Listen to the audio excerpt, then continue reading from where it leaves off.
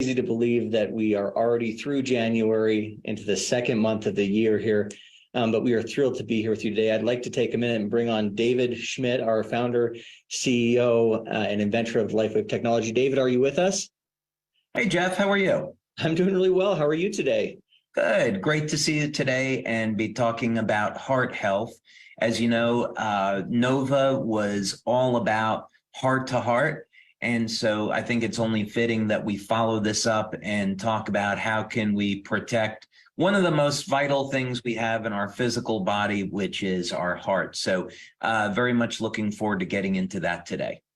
Well, good. Yeah, me too. In fact, I know as we were talking the other day, we thought, an hour is quite a short time to be able to cover such a vast topic, but we'll jump in and do the best that we can. I was reading on the World Health Organization website this morning, just a couple of statistics, and, cardiovascular disease is the leading cause of death globally, of course, and, affects like 17.9 million people, a year, upwards or downwards a little, depending on the year, but it's a real issue. So David, I guess we can just jump in and kind of talk about, causes and what do we do about this? It seems to be just a pandemic almost a proportion. Well, let's let's take a step back for a minute and talk about our health authorities. Mm-hmm. In terms of statistics, I think when we look at a source like the WHO or the FDA or any Ministry of Health, we have to scrutinize some of these things. Here in the United States, as you probably know, the US government is now $30 trillion in debt. Yeah. And so I think we want to ask ourselves a question. Would we trust a government that can't balance their checkbook with health advice? If they can't balance their checkbook, do we really want to take medical advice from them? Case in point, we go back several decades, and the advice from the government here in the US, including other governments, was fat is bad. So go on a low-fat diet, and that's going to solve everything. So if you're overweight, fat is obviously the cause, go on a low-fat diet, and then they gave us the food pyramid. And what happened? We entered into a generation that is morbidly obese. So by going on and recommending low-fat diets, we have here in the United States, 65 to 70% of the population is either overweight or obese. And there has never been higher risks of heart disease, cancer, and diabetes. So all of these things, cancer, surprisingly, is linked to body fat. Some people will find that surprising. What's the connection there? Well, there definitely is a connection, because excess body fat, especially around the waist, is going to set off a cascade of increased inflammation, and this will weaken the immune system over time and make people more prone to diseases like cancer and autoimmune disorders. So very clearly, the advice that we were given about going on low-fat diets did not help. So we have to really scrutinize these things. Mm-hmm. Yeah, no, I mean, for sure there. And it seems like, well, where do you find the truth? And from your standpoint, what are some of the sources? I mean, we know that it's a problem. We know that it's a huge issue, not just in the United States, but globally. And so we can gather that. But in terms of your recommendations for, okay, so now where do we go for these types of recommendations or this type of help? What would you suggest for that? Yeah. So first thing, this is a good point to say that I am not a medical doctor. I'm an inventor. I'm a researcher, and health and fitness has been my passion since I was a young teenager. And so I have spent 50 years, almost 50 years, doing research in health and nutrition, speaking with doctors and scientists all over the world.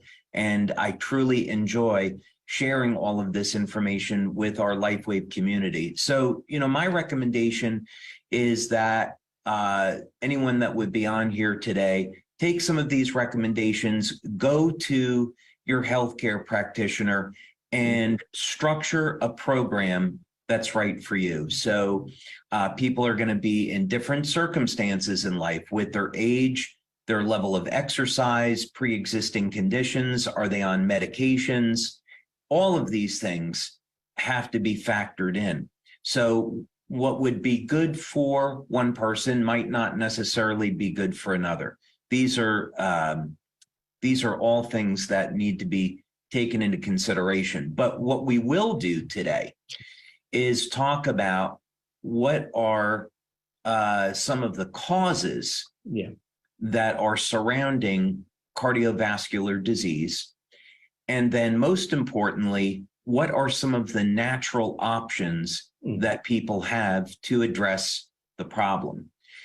So instead of taking a blood pressure medication that is not going to solve the problem, instead, what we want to look at, how do we actually treat the root cause? So let's see if we can understand what the root cause is based on information that's already available and what those answers might be.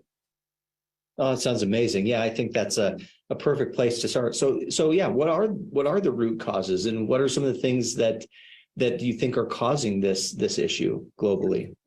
Well, it doesn't matter what I think. What matters is, what do the facts tell us? What do clinical studies say? And what does the evidence point to? So let's go ahead and take a look at that, right? So we're going to make this all fact-based. So first, let's go ahead and define the problem. And this is going to be apparently obvious to most people, but it's still worth covering so we have a place to start. And as Jeff mentioned, if we dug into each area of heart disease, if we were talking about the buildup of plaque, inflammation, other factors, this could be a webinar that would last several hours. So this is really going to be an overview, and we're going to go through some of this information quickly because we have a tremendous amount of information to present.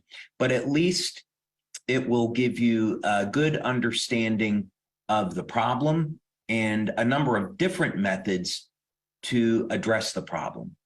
The other thing is when we're looking at heart disease and having a healthy heart. So this is not just about treatment. This is also about prevention.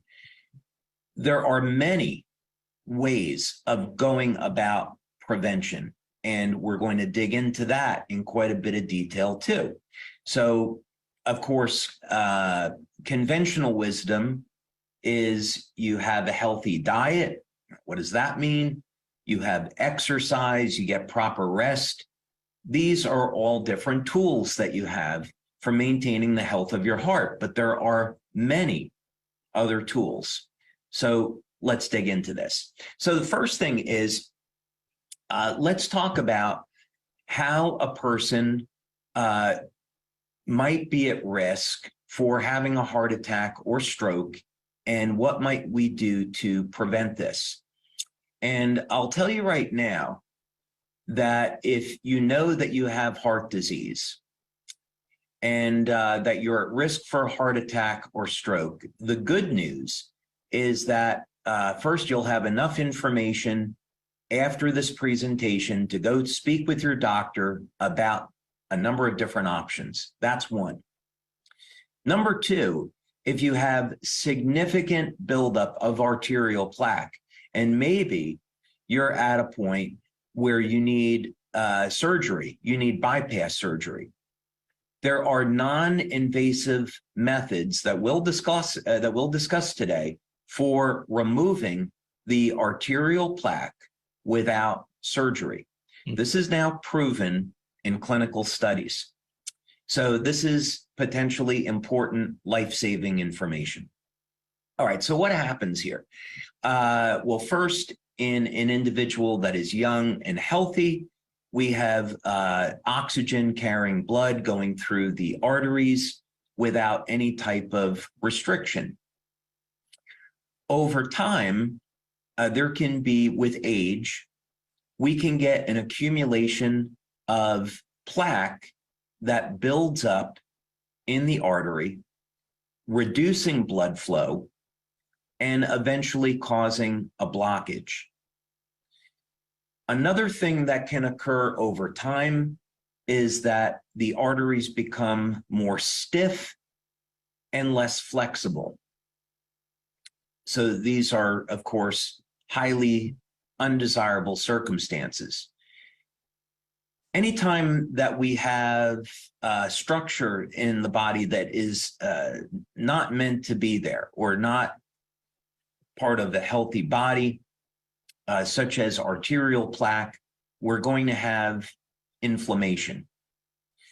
As an example, two inflammatory markers would be fibrinogen and homocysteine. Some of this can be genetic. So, for example, in China, there are regions in China where, from a genetic perspective, people are more prone to having elevated levels of homocysteine, and as a result, they're more predisposed to having heart disease, even if their diet and their exercise are in line. And of course, there's things that we can do to get inflammation under control. But these are some of the things that we look for. So, for example, if you went to your doctor and you were to have an inflammatory panel done, you could look at fibrinogen, you could look at homocysteine. And if these inflammatory markers were elevated, then that would be a warning sign that you could have an increased risk of heart disease. Another thing would be to use ultrasound. So, for example, you could go get an ultrasound and you could actually see whether or not the arterial walls had an accumulation of plaque. So that would be another way of determining, are you at risk for a heart attack or a stroke? So these diagnostics are very important. Another one would be for men that are experiencing erectile dysfunction or reduced sexual performance. So many times, erectile dysfunction is psychological, but about 60% of the time, it is an early indicator of cardiovascular disease. So this is something that should not be taken lightly. Now, often men think of erectile dysfunction as being related to testosterone, and low testosterone levels are only part of the problem. So you can, clinically, you can give a man testosterone and he doesn't see any change in sexual function. And this is because there's a buildup of plaque in the arteries, there's obstruction, reduced blood flow, and this needs to be corrected in order to have normal performance. So some of the recommendations that we're going to talk about today, if a man is suffering from erectile dysfunction, these recommendations will actually help him quite a bit and also get at the root cause of what's going on in the first place, and that is taking care of the heart and cardiovascular health. Okay, so how does the plaque get there? There are a number of different causes, but the one I thought we would really focus in on today is insulin resistance. And this is going to surprise some people and not others, but when we have, especially here in the West, diets of refined carbohydrates, excess amount of sugar that's in the food,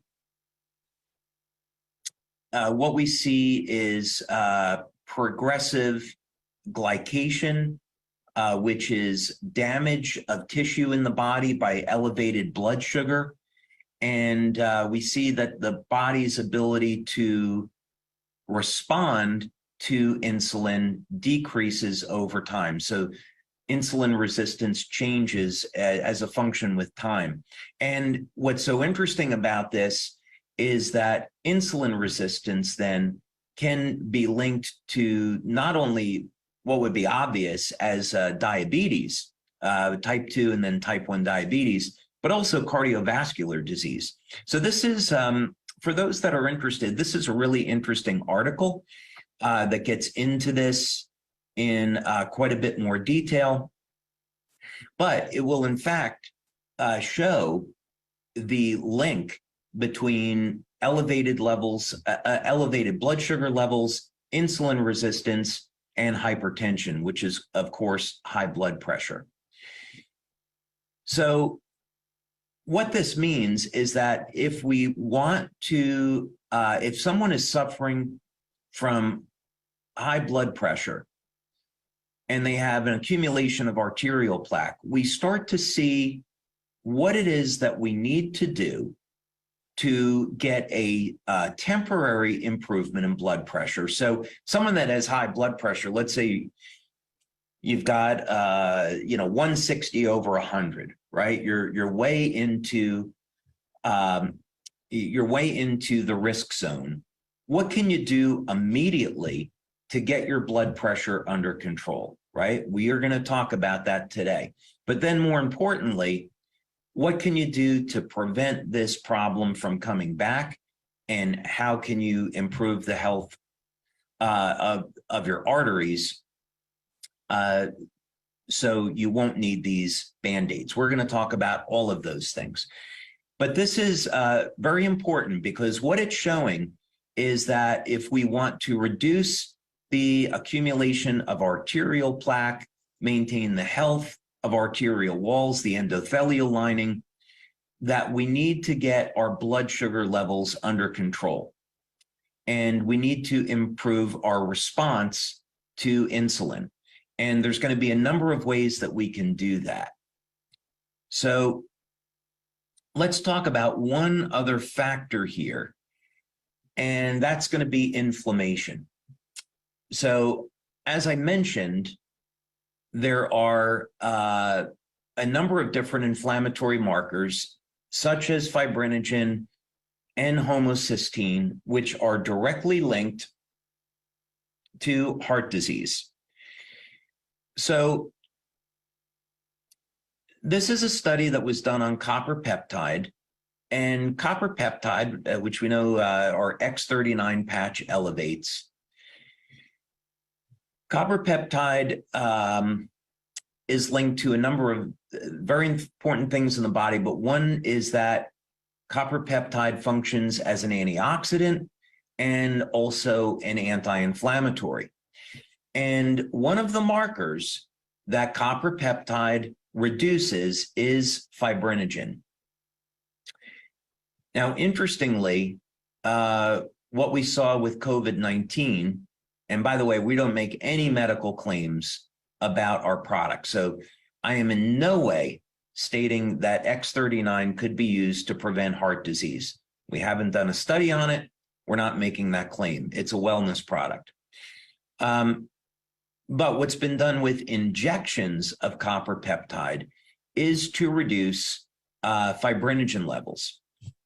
And so it says right over here, copper peptide suppresses the production of interleukin-6, and interleukin-6 is what stimulates the production or regulation of fibrinogen. So it's pretty obvious if you can restore or elevate your copper peptide levels, you can reduce an inflammatory marker, which is associated with heart disease. So that would be super important. But let's go back and talk about insulin resistance now. And one of the places I want to start with this, actually, you know, I'm going to change my mind here. One of the places I think I want to start with this is going to be with glutathione and alpha lipoic acid. And I'll pull it up over here. Okay, so a number of years ago, back in 2005, we had the energy patches and LifeWave, and I was fortunate enough to meet a scientist in San Francisco, California, who is doing work on the use of antioxidants in the treatment of diabetes, both type 1 and type 2. And what he was doing was using alpha lipoic acid, and it was called a controlled release alpha lipoic acid. And he was giving people 300 milligrams of alpha lipoic acid 4 times per day. And what he found, which is very consistent with the research, is that alpha lipoic acid moves sugar through the body, bypassing the need for insulin. So the insulin is never released. So there's 2 critical antioxidants here in improving insulin resistance and getting blood sugar under control, and they are alpha lipoic acid and glutathione. So meaning, if you have type 1 or type 2 diabetes, you're going to have low levels of alpha lipoic acid and glutathione. And conversely, if you elevate alpha lipoic acid and glutathione, it is and can be therapeutic. So in his study, he found that type 1 diabetics got a 60 to 65% reduction in their need for insulin. And that's life-changing when you're depending upon injections of insulin. This is life-changing information. So it says right here, this study supports the use of alpha lipoic acid as an antioxidant in the care of diabetic patients. Now we're talking about heart health, but because insulin is connected to heart disease, obviously, we see the connection now. We can use alpha lipoic acid and glutathione to get our blood sugar levels under control, and this is going to reduce the levels of oxidative stress in the body and therefore protect our arterial health. So let's go back over here to a moment, and we're going to talk about another antioxidant called carnosine. Mm-hmm. And carnosine is interesting because it is not only an antioxidant, but it protects the telomeres, so it has life extension effects, but it's the most powerful anti-glycation nutrient that's known.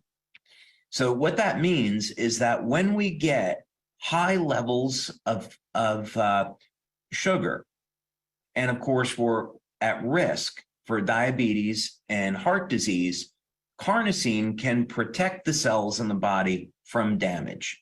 It's the most powerful one that's been found. So this was a nice article from Life Extension that showed some of the many, many benefits of carnosine. Now, of course, this is done with oral carnosine supplementation. Carnosine is a dipeptide, and if someone is a vegan, they may have low levels of carnosine. The key amino acid in making carnosine is alanine, and you want to take a form called beta-alanine, and the beta-alanine is used to make peptides. So you could find carnosine and alanine in red meat. So if someone has a diet low in red meat for some reasons, some good reasons, they may want to supplement with beta-alanine just to be sure. But you can see right here, carnosine lowers blood glucose. So it is going to, if you're taking an alanine supplement to elevate carnosine, because we don't make medical claims about our products, that's a way to help to protect you. We talk a lot about the studies that we've done with carnosine with cognition and improving athletic performance, but we know that long-term carnosine can potentially keep people younger longer. And here it is right here. Carnosine is a natural antioxidant and anti-glycation substance. So it'll predominantly protect the brain and the heart. Carnosine helps prevent cardiovascular damage and brain injury through a host of mechanisms, but basically because we find high levels of carnosine in the heart, This is going to protect the heart from oxidation. And then, of course, as a result, we're not going to see that inflammatory stress. Okay. Let's take a look at another study here. And when we're looking at what do we see any evidence in the use of carnosine in the health of the heart, there are a whole host of studies. Quite a few studies, not surprisingly, have been done on mice and rats, but there's certainly plenty of studies that have been done on human beings. So when we look at animal studies, they may or may not be indicative of what type of results we might see in human beings.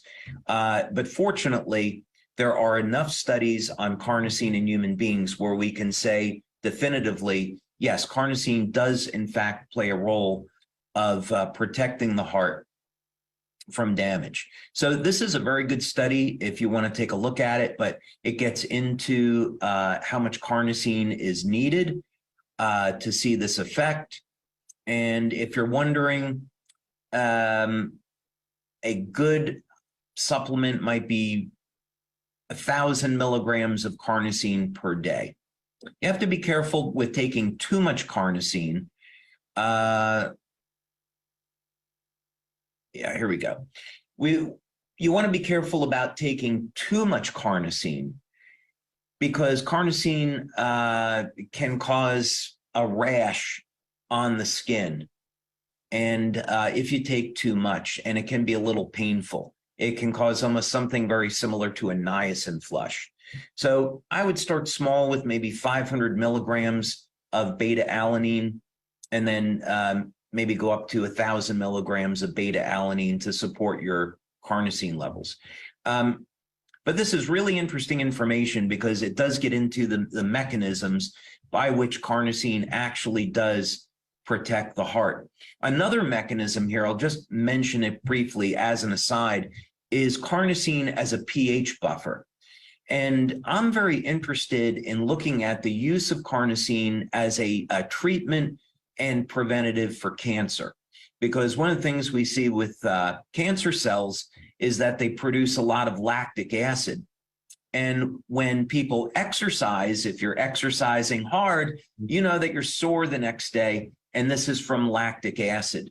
And when you elevate your carnosine, it helps to act as a buffer to neutralize that lactic acid. So my suspicion is that there is a role for the use of carnosine in protecting people from cancer, and maybe even as a therapeutic. It wouldn't be something that I would rely on, but it's a piece of the puzzle. I'll look at it that way. Okay.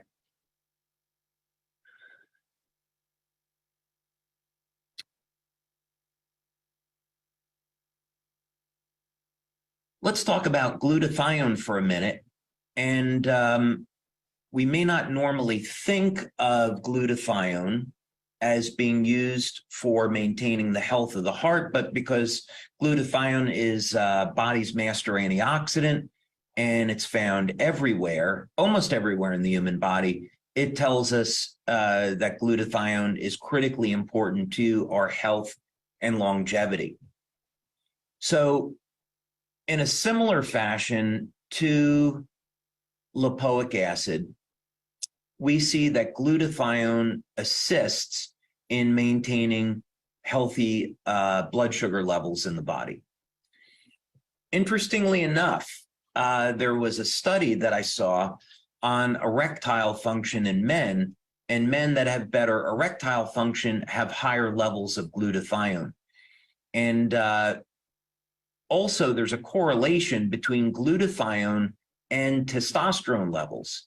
And this is because glutathione, and also there's similar data on alpha lipoic acid, these antioxidants can protect the testicles from oxidative stress and help maintain a man's testosterone levels.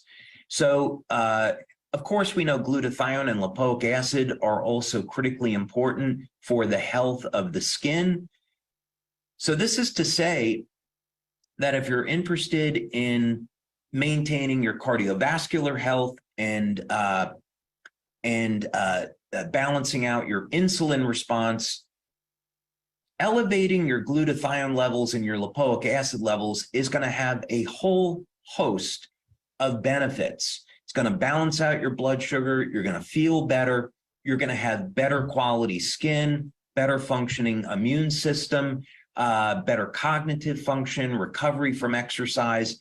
Huge benefits here from elevating glutathione and lipoic acid. So you may initially do this to support the health of your heart, but there's going to be all these ancillary benefits. Okay, now let's get into the question of what do you do if you already have arterial plaque and you already have high blood pressure? What can you do? Well, the good news is that there are things that will work immediately. And we're going to talk about several of those things now. And by the way, we're also going to talk about what studies we've done with our LifeWave patches. I don't want to forget about that. That show we can use patches to have a beneficial effect on the heart. We are going to talk about those studies. But one natural substance that's been known maybe for thousands of years to have beneficial effects on the heart, and it's garlic, and probably more specifically an aged garlic extract that's rich in a compound called allicin. But garlic has, unless you're allergic to it, garlic has consistently been shown to reduce blood pressure, and also studies are showing it can be used to reduce arterial plaque. You can also use garlic to elevate nitric oxide. So let's go back to the example that we used right in the very beginning. Let's say that you have high blood pressure and you have a restriction here that is impeding blood flow, and this is what's driving your blood pressure up. If you take, let's say, 1,000 milligrams, 1,200 milligrams of a garlic extract, along with 2,000 milligrams with vitamin C, you can triple your nitric oxide levels. Nitric oxide, of course, is a vasodilator and will cause an expansion of the blood vessels, reducing arterial pressure. So this is really important because it will gives you a way to start to immediately reduce your blood pressure. It may take a little while of repeated use, but you can start to see your blood pressure come down. I'm going to give you also a whole host of things that you can use.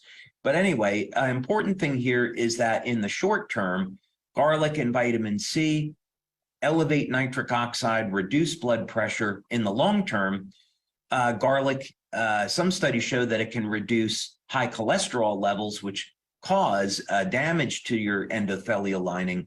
But some studies also show that it can reduce arterial plaque, helping to eliminate the problem in the first place.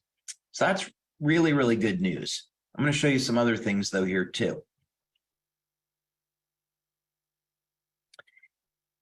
Now, I have been really excited about research that we're doing here on taurine. And taurine is a amino acid, and it's a very simple amino acid. And it's found in the brain, the heart, and in men, it's found in the genitals. And what's interesting is that as important as taurine seems to be, the method by which taurine acts in the body is not completely understood. And taurine also declines with age. So I would say that there is a link between taurine and aging.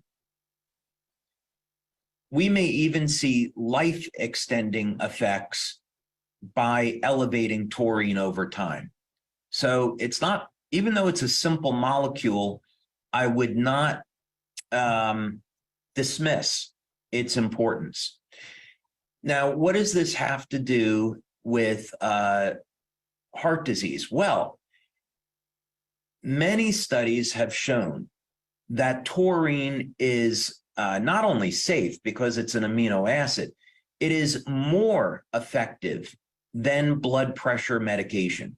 This, if you have high blood pressure, this actually would be the first thing I would recommend that you try, along with a number of other things, but I would put this very, very high on the list.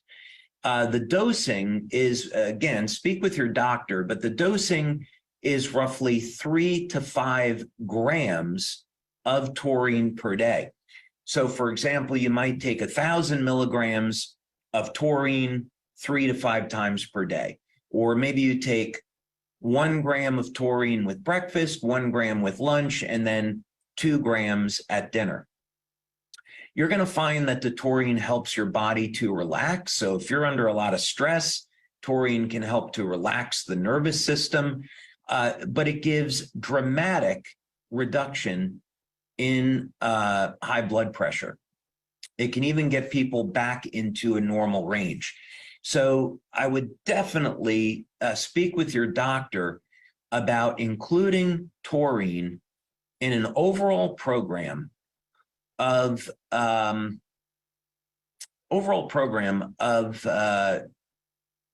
diet, exercise, and supplementation. It's very, very high on the list. All right, let's go through some other things here. In addition to some of the things that we've already talked about, I would also recommend fasting. And here's the importance of fasting. And again, the recommendations would be a little bit different for men than for women. But the simple thing is fasting induces autophagy, and fasting helps your body get control over its blood sugar.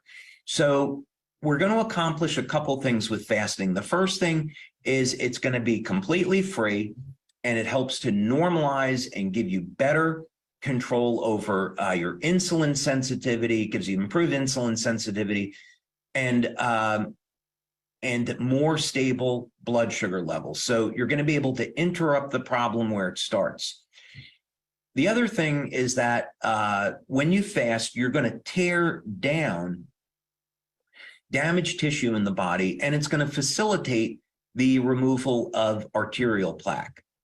So fasting creates an environment in your body that is conducive to cardiovascular health. And a ton of information there we don't have time to get into. Let's skip ahead to some of these other things. When we're talking about removing arterial plaque, which is going to be something you want to focus in on if you have high blood pressure, you have a number of different choices here with all very, very good clinical evidence. So, for example, vitamin D, you want to speak with your doctor about taking 5,000 IUs of vitamin D daily, because this helps with the elasticity of the arteries. It keeps them supple instead of becoming stiff. Also, this supplement Cyruta, which is a buckwheat seed extract, has been shown to remove arterial plaque. There was a study, I didn't pull it up here just in the interest of time. There's a study with pomegranate extract.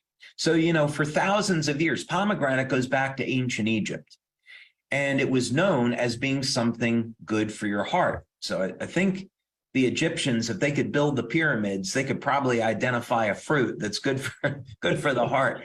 And there's an important reason for this. It's been shown that pomegranate extract will, in fact, remove arterial plaque. There's a study that shows if you take pomegranate extract for 6 to 9 months, you can completely remove the arterial plaque and eliminate the need for surgery, bypass surgery. So it's one of the most powerful natural substances known for heart health. And this is because of its ability to remove arterial plaque. And it's a shame that cardiologists are not taught this because it saves people's lives. Niacin, of course, has been around a long time, and it's very well known. There's different forms of niacin. You've got to speak with your doctor about this, but it's very, very well known that niacin can improve the strength of the arteries and also lower cholesterol. Niacin will, of course, produce what's called the niacin flush, which is uncomfortable. And there's other forms of niacin, but they may or may not have the cardiovascular benefits. So speak with your doctor about that. Now, another thing that lowers blood pressure immediately is magnesium, but there's a little bit of a trick here. If you're looking at just magnesium for overall health, then a magnesium glycinate would be a good form to take. However, if you have high blood pressure, I'd recommend taking magnesium threonate. Magnesium threonate will give you an immediate effect at making you extremely relaxed. And as a result, it will lower your blood pressure. Another thing that you can do is you can take a hot bath in Epsom salts, which of course is magnesium. And you'll notice that your blood pressure will come down in a hot bath of magnesium. The magnesium can go directly into the blood. There's also magnesium gel, which you apply to your skin, and this allows the magnesium to go directly into the blood. It'll elevate magnesium very rapidly, but magnesium is a very simple, safe way to lower blood pressure. And then some of these other recommendations that we have already talked about. Just one or two other things before we wrap up on this section is it's worth investigating ginkgo biloba and black ginger. Now on ginkgo, there's products on the market that are either fake or they don't have the real active ingredients. So you want to use a reputable company, but ginkgo is well known for improving blood flow. Black ginger as well. It's a treatment for erectile dysfunction because it improves blood flow. And black ginger also can help to reduce blood pressure. So these are all some natural things that you have options on. Again, I would definitely recommend that you get some guidance from your healthcare practitioner, find out what's good for you, but you have a whole arsenal of different things here. Okay, last thing that I want to go through quickly is in the research section of the website, you're going to see we have a tremendous amount of information on the use of the patches in supporting the health and function of the heart. Some of these studies are with heart rate variability. So this one, for example, was done at the University of Texas in El Paso by Dr. Homer Nazaran. And this is with our energy patches. And basically heart rate variability is measuring the muscle contractions in the heart. And you get a ratio between low frequency and high frequency contractions. And essentially what we found was that the energy patches, along with others, improved heart rate variability. Here's another paper, another study that was done at UTEP on heart rate variability and the patches. This was a published study in the Journal of Neuropathy by Dr. Tom and Helen Budzinski. And this one as well, heart rate variability on energy patches, showing that it improves HRV and also reduces stress. thought it showed this one, which would be interesting because this was done with LifeWave, which also improves heart rate variability, but you can see helps to manage the inflammatory response. So what's the benefit of HRV? Relaxes the heart, relaxes the nervous system, gets the inflammatory response under control. And then here was one on EON, again, where we're using EON to measure stress reduction and its beneficial effects on the heart. So I know I went through that really quick, and this really would have required, a few hours to go through everything and give it its proper due. But really, the point of this was to give our community a whole list of different tools to understand what's the problem, what's the underlying cause, and what are some natural tools that we can use to maintain the health of the heart, prevent heart disease, and if people already have high blood pressure, how can we reverse that and prevent it from coming back? I think it was absolutely incredible information. That phrase "drinking from a fire hose" comes to mind because there's just much good. So no, it's amazing, and the questions are flying in. And I know we're down to just about 10 to 15 minutes here left of time. So we talked about alpha lipoic acid, carnosine, glutathione, garlic, vitamins. I mean, just a tremendous number of things that can help with all of this. The first question out of the gate would be, David, in terms of just everyday food and diet, are there any recommendations for more of a heart health focused type of diet that you'd recommend? Yeah, of course.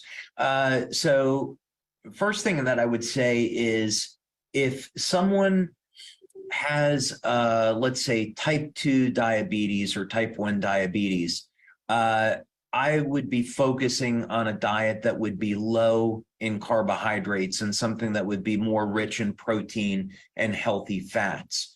I would be including foods, and this is all to say that if someone is not allergic to a specific food, like let's say avocados, right, or olives, you want to have foods that are rich in monounsaturated fats, such as avocados and olives or olive oil, because they're going to help to manage the inflammatory response.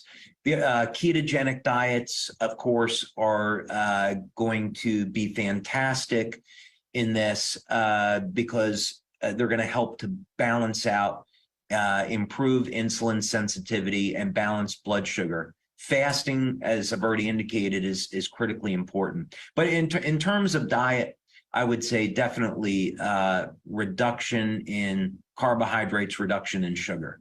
Okay, wonderful. There are a lot of questions coming in. You talked a lot about carnosine, and of course we have a patch, carnosine. And so there's a lot of questions coming in around the usage of the patch versus a supplement versus the two of them together. How do you see those working together, and what would your recommendations there be? So let's say we took glutathione as an example. So when we're talking about the use of glutathione in treating a health condition, we're referring to the information that's out there on injecting glutathione into the body and oral supplementation, because we only make wellness claims about the patch.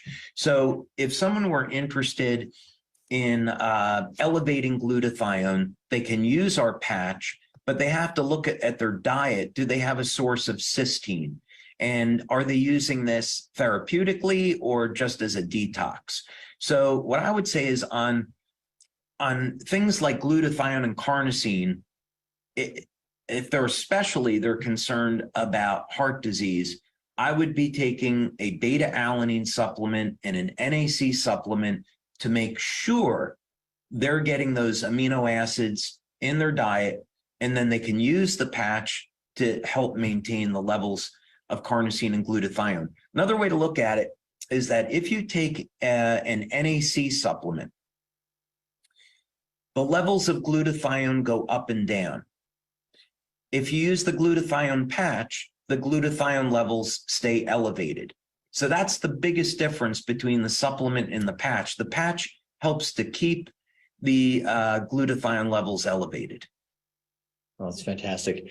There's another one, and again, I know we've talked about medical disclaimers and things, so I want to be cautious about that. But several questions around, a pacemaker and the use of patches. Is there any issues there that you foresee, or any comments on that? So we had this question come back up in 2004 when we were first launching, and we have many people with pacemakers that use the patches. We've never seen any issues with that. But because it is a serious health condition, we have to recommend that a person see their doctor and ask their doctor if it's okay. But all we're doing with the patches is stimulating the body with light. So there's should not be any interaction with a pacemaker. Okay, perfect. This next question comes around X39. And so this individual is asking, what happens when you discontinue taking X39? Do the anti-aging gains revert to the way they were, or do you just start kind of from that point? Just maybe a little bit more commentary on that piece. Yeah, the way I would look at this, that's a complicated questions, and the answer is lengthy. There's a lot of details there, but the simple thing is, when you stop using the patches, you stop getting the benefits, just like vitamins. So let's say that you got 10 years of age reversal and you said, well, I'm happy, I'm going to stop using it. You wouldn't all of a sudden, age very rapidly. You would start aging normally again. But the easiest way to think about it is that it's really no different than vitamin supplements. If you stop taking them, you lose the benefits. Yeah. Okay. There was a few comments too around garlic and the DNA telomeres. So there's some question around, does it actually reduce the length of those, and does the recommendation for garlic conflict with the anti-aging message there? That's an interesting question. I used to worry about that, but I don't worry about it anymore. But I have some privileged data, so I would say it that way, because we are in fact doing research on telomere lengthening. But yes, there is if you keep in mind, the purpose of this and recommending garlic is for people that have high blood pressure and potentially are at risk of a heart attack or stroke. So I wouldn't be worried about living another 20 years. I'd be worried about, are they going to live another 6 months or a year, and what damage are they doing to their health? So the whole purpose of this was to say, use garlic as a tool to get your blood pressure under control, use it to help support the removal of arterial plaque, and then once everything is stable, then you can go off the garlic. You don't have to use it. There are many other benefits to garlic. It's a very, very powerful antibacterial, antifungal. But there is potentially a concern that it could inhibit lengthening the telomeres. But we have data to suggest that you could still use garlic. It's still going to lengthen the telomeres when you do certain things. But again, the whole purpose of this is to help people at risk for heart attack. So I would use garlic as a tool.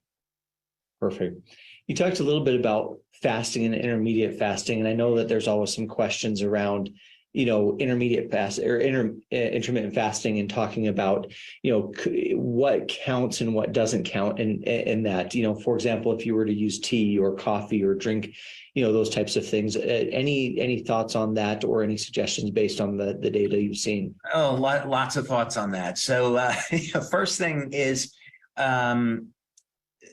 there are any number of different studies on intermittent fasting, and that's a whole other webinar in and of itself.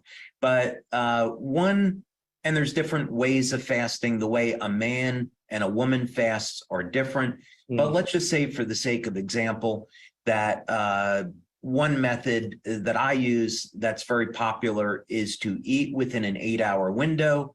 So let's say 11 a.m. to 7 p.m. and then fast for 16 hours. That seems to work very well. So it's a long enough fasting period that you can get your hormone levels up, like growth hormone levels. You kick your body into autophagy, and you help to manage out your blood sugar, right? So some people, though, they might want to go without food 1 day a week. That's another method of practicing intermittent fasting. I think it's pretty rough. Other people, if they really want to optimize their body mass index and spike their growth hormone, then you're eating within a 4-hour window. That's pretty aggressive. So it depends on what your goals are. But if the goals are cardiovascular health, then I would say if you're eating within an 8-hour window, and you're not having any calories in that 16 hours, but you're drinking water, you can have tea or coffee, but without any sugar. You can have things like stevia, that's okay. You can have vitamin water because it's no calories. But yeah, you want to limit your calories to like 30 calories in that 16 hours. Perfect. Well, believe it or not, we've hit the end of the time again. So this has been fantastic. David, what I'll say is, at the beginning, you talked about the theme this year for LifeWave being heart to heart. And I know one thing that I appreciate, and one thing that I've seen several comments on here is we're just really grateful that you're willing to open your heart and share these things with us. This really life-changing advice and life-saving advice. So we really appreciate that. Before we end here, is there anything else that you want to share with our community? Oh, that's a loaded question, Jeff, because there's always could keep going for a while here. But one thing that we didn't have a chance to really cover, and that is, of course, every organ in the body is associated with an emotion. And of course, the heart is always associated with love. And when people are in a state of anger, you can see the negative consequences that this has on their body: elevated levels of stress, elevated levels of inflammation, and this puts people at risk for heart disease. So, I think what I'd say is that we've talked a lot today about these physical things that we can do to prevent and reverse heart disease. But really, where this is going to start is on the spiritual level and on the emotional level. If we relax, we meditate, we de-stress, we pray, we love, all of these things are going to dramatically support the health of our heart and give us a better quality of life. So probably the best thing that we can do in all of this is maintain a healthy spiritual state and a healthy emotional state. Give thanks to the ones that we love that are in our lives. Give thanks for everything that we have. Give thanks to God who created us, and we'll have a happy and prosperous life. Oh, amazing and beautiful advice. Well, as always, David, thank you so much for taking the time. Really appreciate it. For everyone in our community, thank you so much for joining us. Thank you for taking the time. We appreciate you and we love you, and we will talk to you soon. Thank you, Jeff. Thanks, everybody.